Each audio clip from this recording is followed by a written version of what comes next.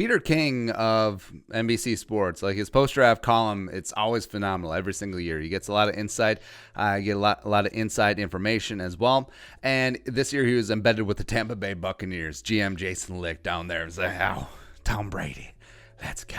Well, I guess embedded as much as he can be in the quarantine due to the run-up, but yeah. So the Bucs were up at 14 before they swapped spot with the Niners at 13. Took Tristan Wirfs, the massive offensive tackle from Iowa, and apparently during that time before the Bucs moved up to 13, GM Jason Licht was receiving a phone call from Minnesota, pretty Ricky Spielman. Now, I don't think this is big news. I mean, the Peter King post-draft always has like little tidbits about this every single year.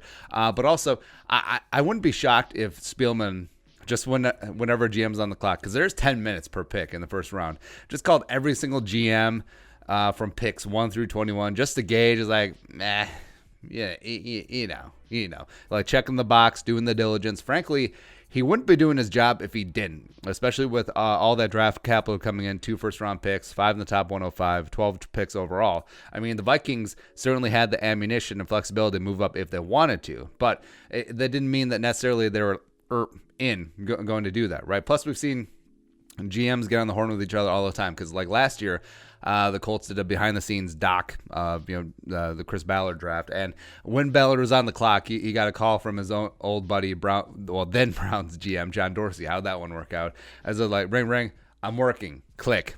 So this sort of stuff happens all the time, just sort of a casual, hey, what's up, as well as getting into the very serious, let's hammer out a trade. So, I mean, all this combined, I don't think this is some sort of a bombshell. Like, I don't think it was like absolutely certain that the Vikings were trading up to 14.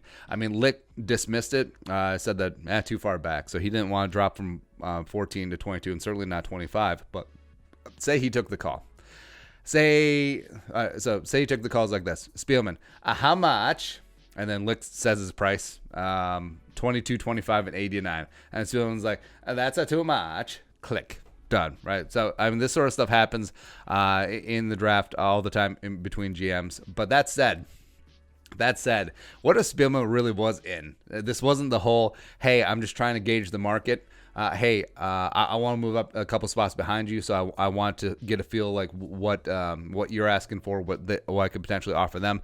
What if this was a legit, hey, I want to move up to 14, but for who? Right, so, I mean, Wirfs eventually going to Tampa at 13. That would have made a lot of sense. Vikings would hammer offensive line early. Javon Kinlaw falling, he eventually went to the Niners at 14, as well as, I mean, Judy and Lamb were on the board before they went 15 and 17 respectively. So, I mean, the Vikings, obviously were in on a wide receiver in the first round. Were they in enough to give up a lot of draft capital to move up to get Judy or Lamb over Jefferson? Or maybe it was cornerback A.J. Terrell. I mean, well, we know it was not Damon Arnett. We know it's that much for sure. But, I mean, yeah, the Vikings were in on a first-round cornerback. Could have been Terrell. Could they have been wanting to maneuver up to go get that? Now, if asked by the media, Spielman, of course, will do the point-blank thing and be like, we're trading up for Justin Jefferson. We were trading up for Jeff Gladney, which, okay. But I do really chalk this up as to GMs doing their job. I don't really think it was like the, Vikings were dead set on getting up to 14 to draft who? They didn't want the guys that they got. Not anything like that. This stuff happens at every single pick, every single GM, all the time. So, whatever. But it is fun hypotheticals to play with. It was like, I don't know, maybe Jerry Jeudy. Maybe Javon Kinlaw one time. But, yeah.